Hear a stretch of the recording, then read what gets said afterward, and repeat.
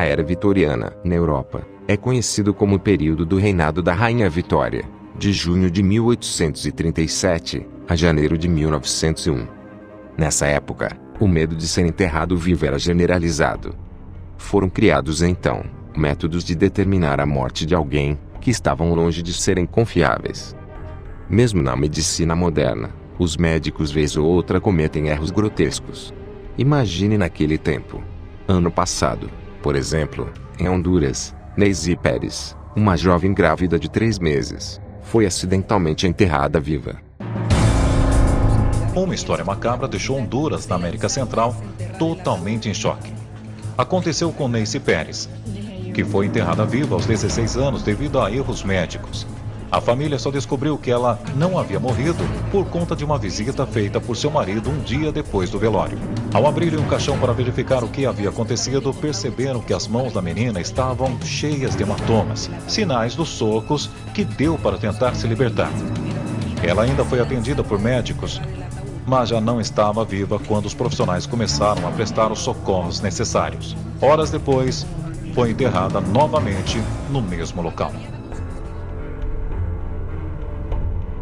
As tradições de luto da era vitoriana e, particularmente, o relacionamento das pessoas com a morte eram fascinantes. Apesar da preocupação de serem enterrados vivos, as pessoas se sentiam confortáveis tirando fotos de si mesmas com seus entes queridos falecidos, que estavam postos em posições realistas, cercados pela família, crianças segurando seus brinquedos favoritos, e olhos muitas vezes abertos.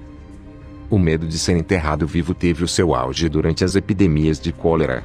As vítimas de cólera, muitas vezes, caíam em coma, e eram enterradas logo após a morte, para evitar a propagação de germes. Como resultado, os caixões de segurança foram inventados, e suas variações sobre a ideia ainda estão disponíveis no mercado até hoje. Em 1844, o famoso poeta americano, Edgar Allan Poe, publicou um livro intitulado O Enterro Prematuro. Uma pequena história sobre um homem que tinha medo de cair em um sono profundo e ser enterrado erroneamente. Na história, ele realmente foi enterrado vivo. Um dos mais populares tipos de caixões de segurança foi chamado de cofre de fuga.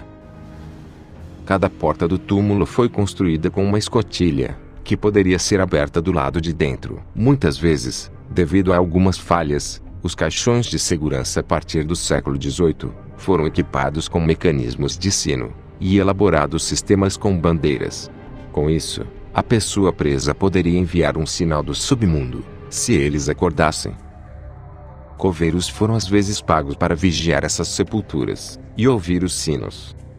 Apesar da popularidade e numerosas patentes, não há relatos de pessoas sendo salvas por esta grande invenção. Inclusive, foi devido a este sistema que surgiram termos como salvo pelo gongo e turno da noite. Os vitorianos não só tinham medo de serem enterrados vivos, mas também de perturbação após a morte. As instituições médicas precisavam de corpos para aprender sobre anatomia.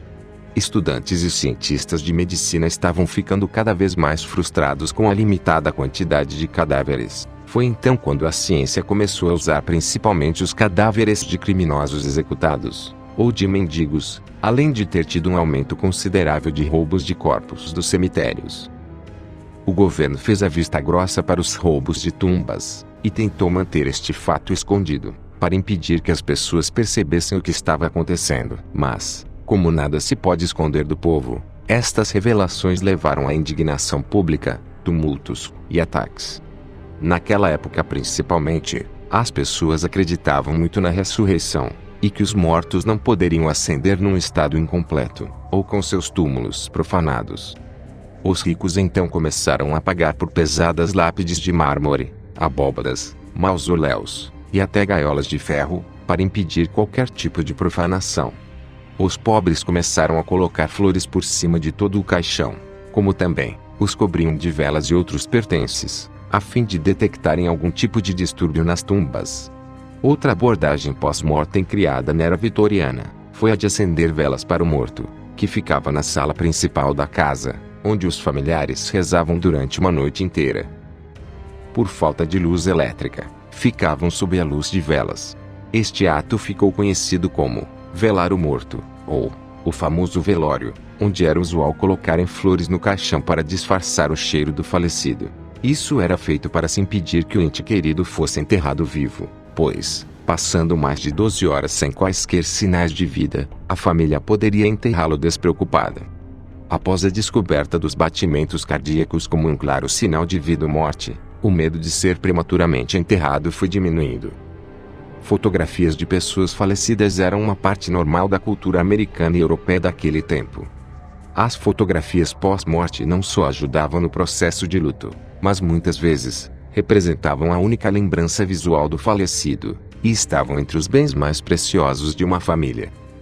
As pessoas instruíam os fotógrafos a darem uma impressão de que os falecidos ainda estivessem vivos no momento da fotografia, pois muitas vezes, devido às dificuldades, as fotos de família eram tiradas com uma diferença muito grande entre uma e outra.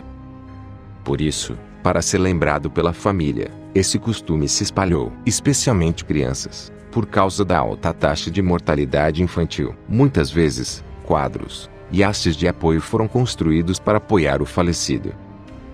Às vezes, olhos falsos eram pintados sem pálpebras fechadas. Para muitas dessas pessoas, era a única vez em suas vidas inteiras que seriam fotografadas.